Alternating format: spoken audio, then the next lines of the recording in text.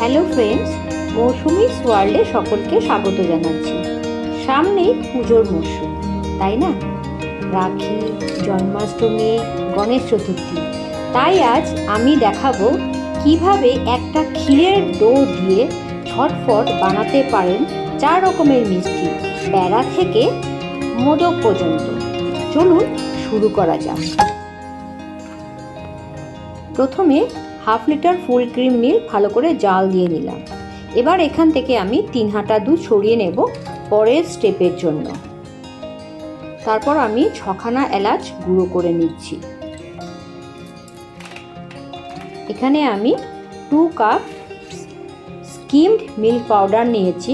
Diary whitener আমি নিইনি, diary whitener আপনারা নেবেন না, এটাতে টেক্সচারটা ভালো আসে না। তো এভাবে আমি ধীরে ধীরে করে হ্যান্ড হুইস্ক দিয়ে 1 কাপ যেটা স্কিম মিল্ক নিয়েছি এটা ভালোভাবে মিশিয়ে নিচ্ছি। আর দুধটা যেটা থাকবে সেটা যেন লিকুয়ার্ম থাকে, তাহলেই কিন্তু এটা ভালোভাবে মিশবে।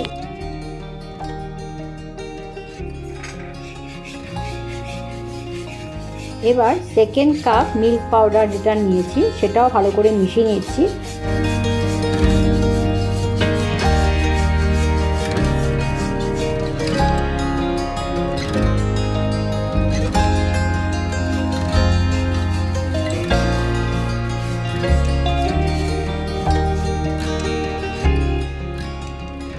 কি সুন্দর একটা ঘন পেস্ট তৈরি হয়েছে, এরকমই একটা ঘন পেস্টের দরকার।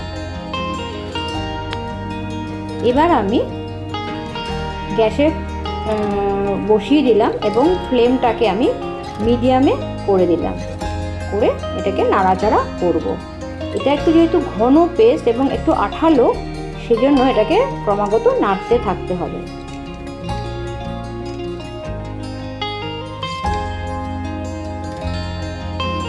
কিছুক্ষণ নাড়ার পর আমি 1 কাপ না 3/4 কাপ আমি চিনি এটার মধ্যে আমি দিয়ে দিলাম।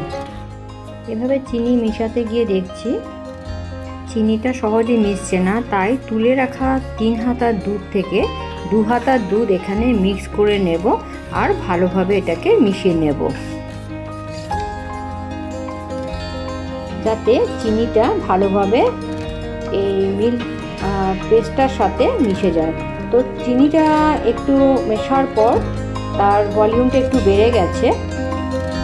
এখন নাড়তে নাড়তে বাকি যে দুধটা ছিল প্রায় 1 টেবিল স্পুনের মতো, ওটাও আমি দিয়ে দিলাম।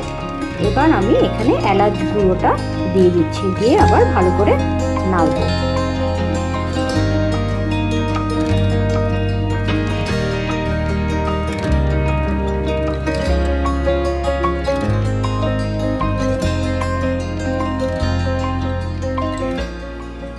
এইভাবে নাড়তে নাড়তে যখন এই পেস্টটা, ক্ষীরের পেস্টটা যখন ফ্রাইং প্যান থেকে ছেড়ে আসবে, তখন এখানে 2 হিপ টিস্পুন আমি রুম টেম্পারেচারে রাখা ঘি আমি অ্যাড করে দেব। স্কিম মিল্ক পাউডারে সাধারণত ফ্যাটটা কম থাকে, তাই এই ঘিটা দিলে ফ্যাটটা ব্যালেন্স হয়ে যায় আর একটা স্মুথ টেক্সচার আনে। সাধারণত ঘি না দিলে কি হবে, এটা ড্রাই, যখন ডোটা হয়ে যাবে তখন খুব তাড়াতাড়ি ড্রাই হয়ে যাবে। তো ঘিটা দিলে এটা টেক্সচারটাও ভালো আসে, আর যেরকম আমি শেপ করব, ধরো সন্দেশ বানাবো, সেই শেপটা আনতে এই ঘিটা সাহায্য করে। এইভাবে নাড়তে নাড়তে ঘিটাও মিক্সড হয়ে যাবে আর এই যে পেস্টটা ফ্রাইং প্যান থেকে ছেড়ে আসছে, নিচে লেগে যাচ্ছে না। তো এইভাবে আরও নাড়বো, নেড়ে একটা হালকা একটা ব্রাউনিশ ভাব, যেটা ক্ষীর সন্দেশের মধ্যে থাকে বা প্যাড়ার মধ্যে থাকে, সেই কালারটা আমি নিয়ে এসেছি। এই ক্ষীরের ডোটা ঠিকমতো হয়েছে কিনা চেক করার জন্য আমি প্যানে যে সাইডে লেগে আছে সেটাকে নিয়ে একবার আমি হাতে ধুয়ে নিলাম, দেখলাম হাতে লাগছে না, তার মানে এটা হয়ে গেছে। এবার এটাকে আমি নামিয়ে একটু ঠান্ডা করে নেব, বেশি ঠান্ডা না।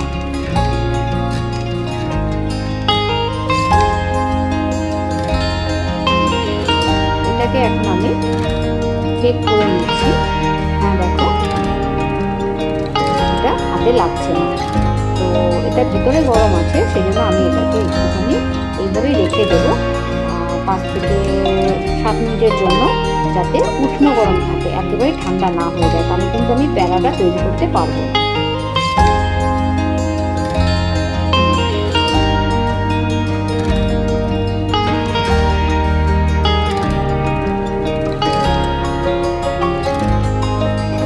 এবার এটাকে আমি ভালো করে হাতে ঘি নিয়ে একটু মেখে নেব, একটা স্মুথ একটা ডো ক্ষীরের তৈরি করে নিচ্ছি।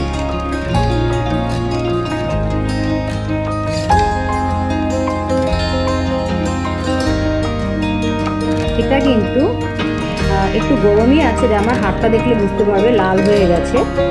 তো ঠান্ডা করে আমি দিও না। এবার আমি মোল্ডগুলো নিলাম, মোল্ডটা নিলাম, ঘি দিয়ে ভালো করে গ্রিজ করে নিচ্ছি, যাতে সন্দেশগুলো ভালো করে উঠে যায়। তো এক এক করে এবার আমি সন্দেশ বানিয়ে ফেলব।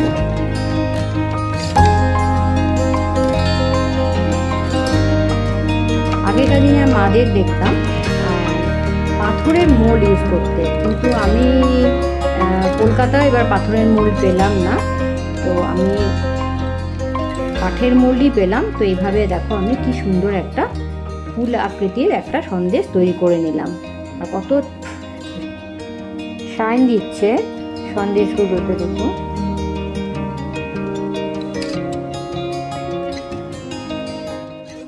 ঠিক সেইভাবেই ঘি ভালো করে মেখে একটা সুন্দর শঙ্খের একটা শেপের সন্দেশ, ক্ষীরের সন্দেশ তৈরি করে নিলাম।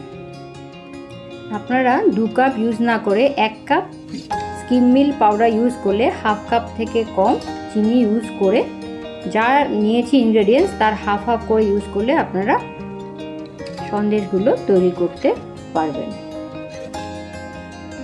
তো এইভাবে আমি শঙ্খ ফুলের যে সন্দেশগুলো হয়, যেগুলো আমরা দোকানে কিনতে পারি, ক্ষীরের সন্দেশ, এইভাবে আমি বানিয়ে নিচ্ছি। এবার দেখো একটা মোদকের একটা মোল্ড নিয়ে তার মধ্যে আমি ক্ষীরটার যে ডোটা আছে ওটাকে ভালো করে প্রেস করে লাগিয়ে নিলাম, ভেতরে জ্যাম ভরে নিলাম।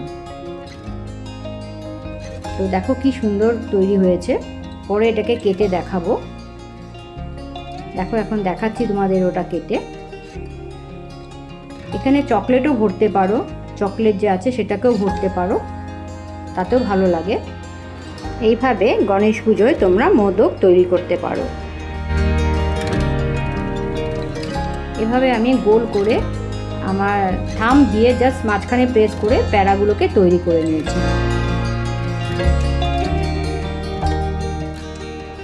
তো এইভাবে ক্ষীরের প্যারা, ক্ষীরের আঁচচাঁদ সন্দেশ, মোদক আর শঙ্খ তৈরি করে ফেললাম সিম্পল একটা ক্ষীরের ডো দিয়ে।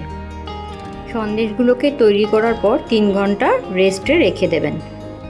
এভাবে 2 কাপ মিল্ক পাউডার দিয়ে তৈরি করে নিলাম 50টার মতন সন্দেশ। আর দেখো টেক্সচারটা কত সুন্দর এসছে। কিছু টিপস বলে দিচ্ছি। ডেইরি হোয়াইটনার ইউজ করবেন না, স্কিম মিল্ক ইউজ করবেন। সন্দেশ বানানোর পর 3 ঘন্টা রেস্টে রেখে দেবেন সেট হওয়ার জন্য।